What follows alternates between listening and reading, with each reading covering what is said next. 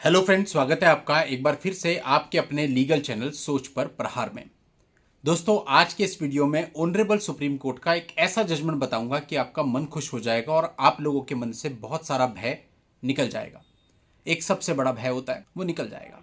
आज ये वीडियो ऐसा वीडियो है कि मैं मानता हूं कि बहुत सारे लोग इसका वेट कर रहे थे या सोच रहे होंगे अपने मन में जरूर कि ऐसा कुछ होना चाहिए था, लेकिन एक्चुअल में ऐसा हो गया।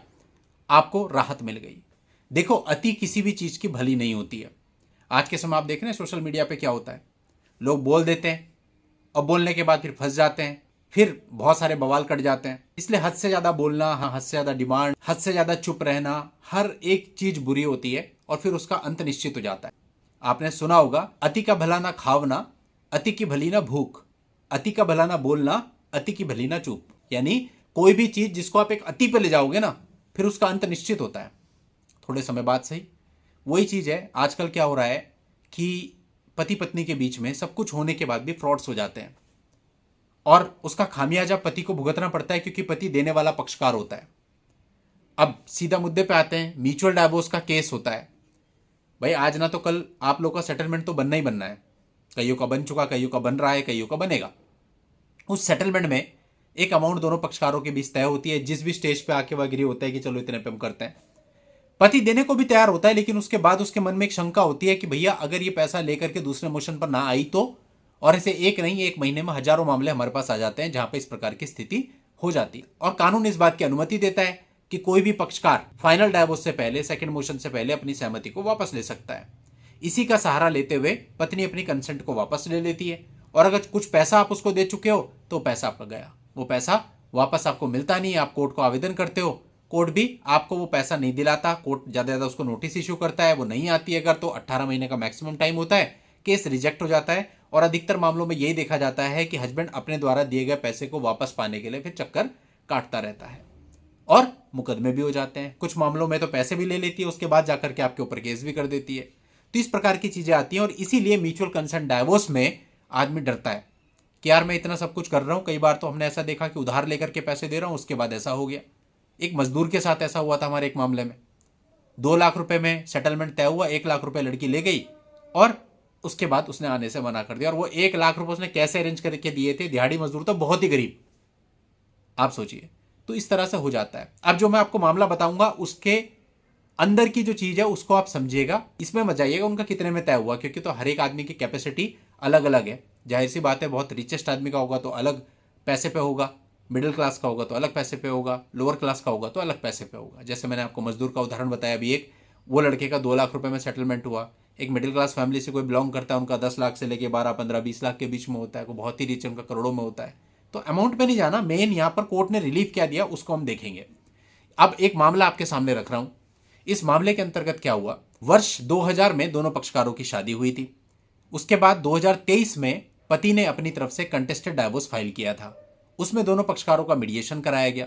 मीडिएशन में दोनों पक्षकार आपसी सहमति से म्यूचुअल डाइवोर्स लेने के लिए रेडी हो गए। समझौते के अनुसार पति ने पत्नी को 1.5 करोड़ रुपए देने, एक कार के लिए 14 लाख रुपए देने और कुछ आभूषण देने में स्वीकृति जताई। और पत्नी ने संयुक्त व्यवसाय खाते से 2.5 करोड़ रुपए पति को देने पर स्वीकृति जताई। इसके बाद दोनों पक्षकारों ने मिलकर एक म्यूचुअल कंसेंट डाइवोर्स की पिटीशन फाइल कर दी। फर्स्ट मोशन हो गया और आंशिक यानी पार्शियली पेमेंट भी दे दिया गया। इसके बाद पत्नी ने अपनी सहमति वापस ले ली, यानी कि वो सेकंड मोशन पर अपीयर नहीं हुई और पति पर डीवी यानी डोमेस्टिक वायलेंस का केस भी फाइल कर दिया। उस केस में कोर्ट ने पति पक्ष को समन भी कर दिए। अब दोस्तों, ये मामला ऊपर आया था ऑनरेबल सुप्रीम कोर्ट में। यहां पर पत्नी की दलील यह थी कि समझौते के अलावा पति ने उसे 120 करोड़ रुपए के आभूषण देने के लिए कहा और 50 करोड़ रुपए के सोने के बिस्किट देने का वायदा किया था, जिसे टैक्स से बचने के लिए लिखित समझौते में शामिल नहीं किया गया। कोर्ट ने इस पर कड़ी आपत्ति जताई और कहा कि ऐसी दलील न्यायालय के सामने देना न्याय प्रणाली के लिए स्पष्ट रूप से अनादर को दर्शाता है। अब डीवी केस को लेकर के कोर्ट का जो अवलोकन था वो ये था कि शादी के 23 सालों के बाद डीवी का केस फाइल किया गया, पहली चीज। दूसरा, वो भी तब फाइल किया गया जब पति के द्वारा कंटेम्प्ट ऑफ कोर्ट की पिटीशन फाइल कर दी गई।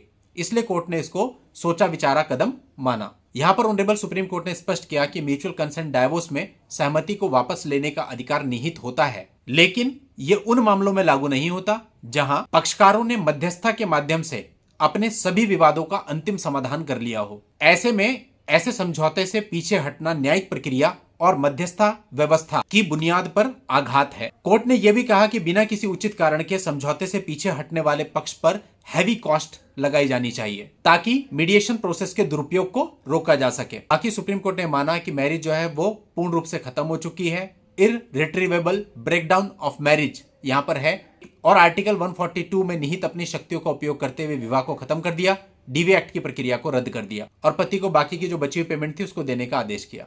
यानी एक सीधी सी बात, जो आपके मन में ये भय होता है कि जो पत्नी है वो सेकंड मोशन पर नहीं आएगी, और ऐसा बहुत मामलों में होता भी है, वहां आप इस जजमेंट को डायरेक्टली यूज कर सकते हो।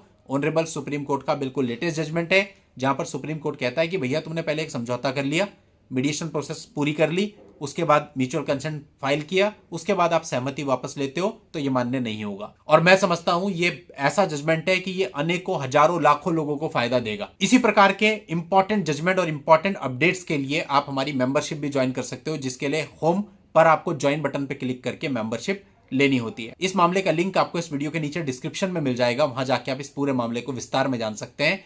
आज की इस वीडियो में इतना ही। नेक्स्ट वीडियो में नई जानकारी के साथ मैं आपसे फिर मिलता हूं, तब तक के लिए good bye and thank you for watching. Take care.